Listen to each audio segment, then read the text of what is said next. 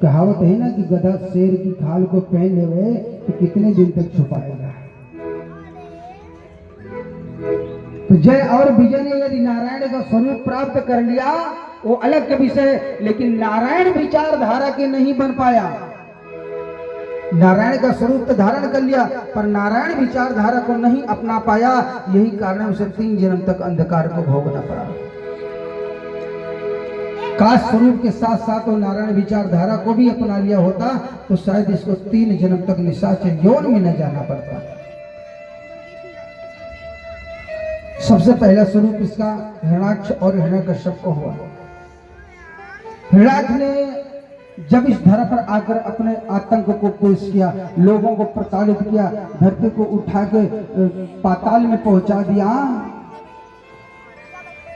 त्रस्त हो गए लोग, भगत जगत से परेशान।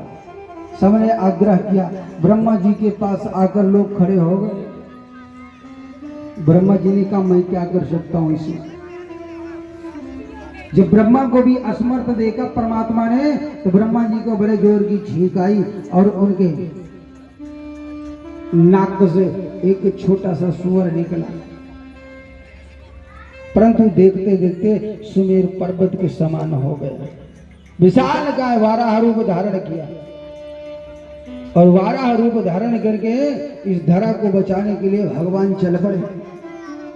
और इधर हिरण्याक्ष जो था वो अपने समान योद्धा खोजने लगा। कोई तो आओ हमारे भुजाओं में हो रही खोजली को शांत करो। चारों तरफ दौड़ लिया, कोई उसको मुकाबले का न मिला। तो मुकाबले में कौन मिला? बीड़ा वादक नारद जी महाराज। जब नारद जी महाराज मिले तो नारद जी महाराज से उसने कहा मुनिवर आओ हमसे युद्ध करो। अरे नारद जी ने कहा महाराज हमारा काम युद्ध करने का नहीं है, हम तो युद्ध करवाते हैं। हमारा काम है युद्ध करवाना, युद्ध करना हमारा काम नहीं है। हाँ मैं आपके बलाबल का योद्धा खोज दूंगा। तो उसने कहा बिल्कुल खोज दो। तो उन्होंने बलाबल का योद्धा खोजा, उन्होंने भगवान की तरफ इशारा कर दिया। वो देखो पृथ्वी को उबारने के लिए पृथ्वी को लेकर बाहर हो रहा है, आप जाइए, आपके बलाबल का योद्धा है। हिरण्याक्ष ने नारद जी के भाव को देखते हुए तुरंत चल पड़ा और जाकर भगवान के सामने खड़ा हो गया। और भगवान ने पृथ्वी माता को वृंदावन में स्थापित कर दिया। पृथ्वी माता ने कहा एक भागवत प्रभु आप इतनी कृपा करिए कि पृथ्वी तो नहीं थी, मैं तो नहीं थी, फिर वृंदावन कैसे यहाँ था?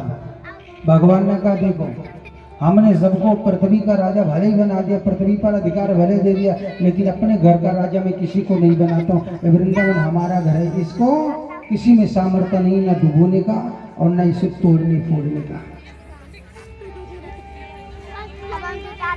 भगवान से और हिरण्याक्ष से काफी युद्ध हुआ, मल्ल युद्ध हुआ। और भगवान उस पर अकृपा दृष्टि से देखते हुए समझा दिया देखो हिरण्याक्ष तुम्हारा टाइम आ गया है। उसने कहा प्रभु हम भी जानते हैं और पहचान भी गया हूं आप मेरे नाथ है, मेरे नारायण है।